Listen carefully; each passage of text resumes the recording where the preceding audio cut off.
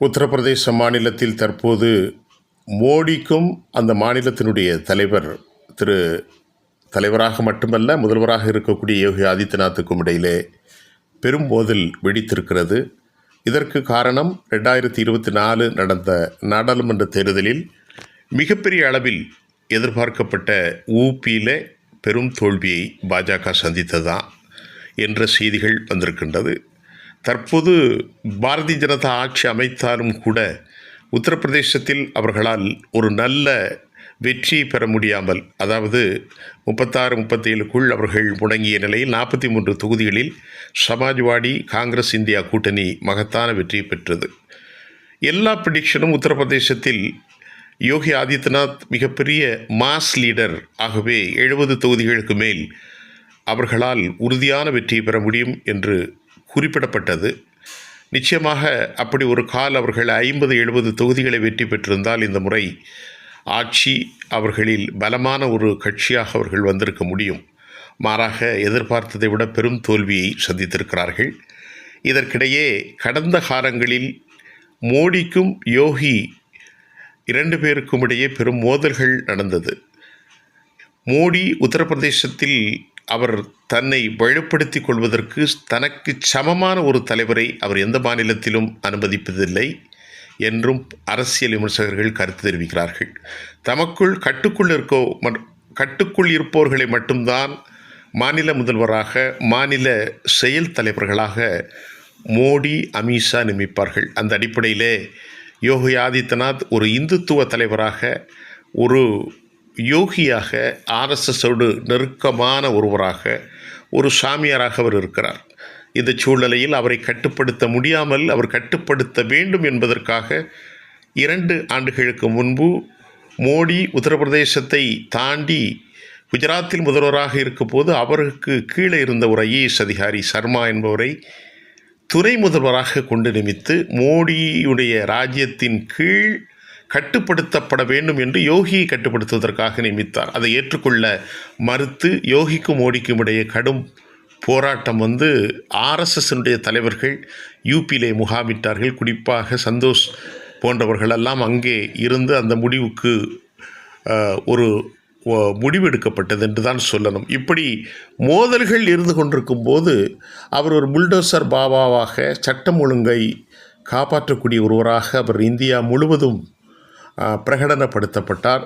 உத்தரப்பிரதேசத்தை தாண்டி யோகி ஆதித்யநாத் எல்லா மாநிலங்களுக்கும் பிரச்சாரத்திற்காக அழைக்கப்படக்கூடிய ஒரு நட்சத்திர தலைவராக உருவாகினார். இது அமித்ஷாவுக்கும் மோடிக்கும் கொஞ்சம் கூட பிடிக்கவில்லை. தமக்கு மேலா அல்லது தமக்கு சமமான ஒருவர் இருக்கக்கூடாது என்று அவர்கள் விரும்பியதுதான் விளைவு. இந்த நாடாளுமன்ற தேர்தலில் நட்சத்திர பேச்சாளராக அவர் உருவாக்கிய போதும் அவர் எந்த மாநிலத்திற்கும் செல்லவில்லை. அவர் மட்டுமல்ல, பாரதிய ஜனதாவினுடைய ராஜ்நாத் சிங், நட்டா போன்றவர்கள் கூட செல்லவில்லை.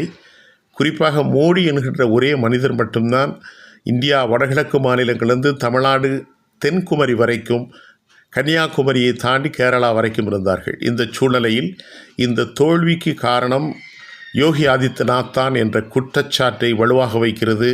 அதற்கு காரணம் கேசவ பிரசாத் மௌரியா. இவர் மூலம்தான் இப்பொழுது காய்கள் நகட்டப்படுகின்றது. இந்த கேசவ பிரசாத் மௌரியா துணை டெபுட்டி சீஃப் மினிஸ்டராக இருக்கிறார். அவரோடு சேர்ந்து பிரஜேஷ் பதக் இவரும் கூட ஒரு துணை டெபுட்டி சீஃப் மினிஸ்டர். இவர்கள் யோகி ஆதித்யநாத் மாநில முதல்வர் நடத்திய கூட்டத்திலே கலந்து கொள்ளாமல் புறக்கணித்திருக்கிறார்கள்.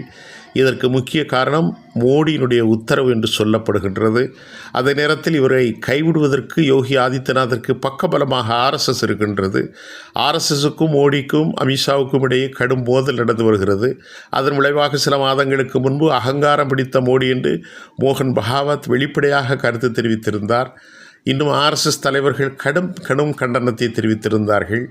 ஆனாலும் அது சமன்படுத்தப்பட்டாலும் உள்ளுக்குள் பூகம்பகமாக எரிமலையாக வெடித்து கொண்டிருக்கிற இந்த நேரத்தில் மோடி நிச்சயமாக யோகியை இந்த தோல்விக்கு காரணம் காட்டி நீக்கிவிட வேண்டும் என்பதனால் அவர் இந்த காய்களை நகர்த்தி வருகிறார்.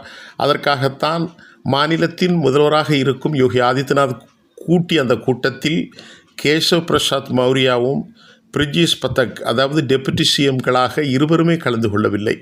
குறிப்பாக கேசவ் பிரசாத் மௌரியா ஒபிசியினுடைய முகமாக பார்க்கப்படுகிறார். அவர் ஏன் கலந்து கொள்ளவில்லை என்கின்ற கேள்வியும் எழுகின்றது.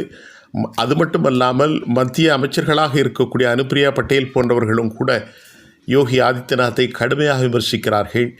கட்சி பெரிதா ஆட்சி பெரிதா என்றால் கட்சிதான் பெரிது என்கின்றார் இவர்கள் அனைவரும். குறிப்பாக கேசவ் பிரசாத் மௌரியா ஜே.பி. நட்டாவின் அழைப்பிதழில் ஆட்சிதான் பெரிதென்று நாம் சொல்ல முடியாது, கட்சிக்கு அப்பாற்பட்டவர்கள் யாரும் இல்லை என்பதை சுட்டிக்காட்டி யோகி தனியாக ஆவர்த்தனம் பண்ணக்கூடாது என்பதை சொல்லியிருக்கிறார். நிச்சயமாக கேசவ பிரசாத் மௌரியாவும் பிரிஜேஷ் பதக்கும் இப்படி பேசுவதற்கு காரணம் டெல்லியிலிருந்து அவர்களுக்கு ஆதரவு கிடைக்கின்றது என்பதுதான் இப்பொழுது நடைபெறுகின்றது.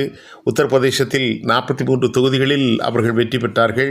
ஒரு தொகுதியில் பீம் ஆர்மி வெற்றி பெற்றது. மீதி இருக்கக்கூடிய அந்த 36 தொகுதிகளை மட்டும்தான் பாரதிய ஜனதா வெற்றி பெற முடிந்தது.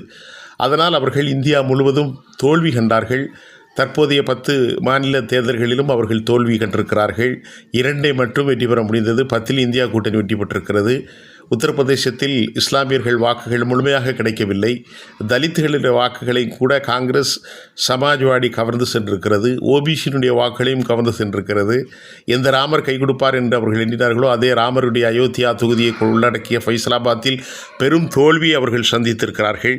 இதையெல்லாம் எதிர்பார்த்து இந்த தோல்விக்கு நீங்கள்தான் காரணம் என்பதை கேசவ் பிரசாத் மௌரியா மூலம் மோடி யோகி ஆதித்யநாத் மீது வைக்க, நான் அதற்கு பொறுப்பேற்க மாட்டேன், ஆட்சிக்கு முழுமையாக பொறுப்பேற்று ஆட்களை நியமித்ததிலிருந்து எல்லாமே அமித்ஷா மோடி தான் என்பது போன்று, எம்பிக்களை நியமனம் செய்தும் இவர்கள்தான் என்பது போன்று அவர் மறுத்திருக்கிறார். இந்த மோதல் இன்னும் சில நாட்களில் வெடிக்கப் போகிறது. ஆக மொத்தத்தில் மோடி அமித்ஷாவுடைய அதிகாரம் வரம்புக்குள் வைந்திருக்கிறது என்கின்றார்கள் அரசியல் விமர்சகர்கள். ஒரு பேட்டர்னல் ஆர்கனைசேஷனாக இருக்கக்கூடிய RSS சுயம் சேவக இவர்களை கட்டுப்படுத்த விரும்புகின்றது. தற்போது ஏற்படுகிற தோல்வியை தாண்டி அடுத்து ஹரியானா, ஜார்க்கண்ட் மற்றும் மகாராஷ்டிராவினுடைய தோல்விகள் ஒருவேளை இவர்கள் மீது சுமத்தப்பட்டால் பிஜேபி கடும் பின்னடைவை சந்திக்கும். இதற்கு முத்தாய்ப்பாக அவர்களுடைய தாயமைப்பாக இருக்கக்கூடிய இதுவரை அவர்களுக்கு வெற்றி கொடுத்த மாநிலமான உத்தரப்பிரதேசத்தில் யோகி ஆதித்யநாத்துக்கும் மாநில முதல்வருக்கும் பிரதமருக்கும் இடையே ஏற்படுகிற கடும் மோதல் பிஜேபியில் பெரும் கலக்கத்தை ஏற்படுத்தியிருக்கிறது என்பதே உண்மையாகும்.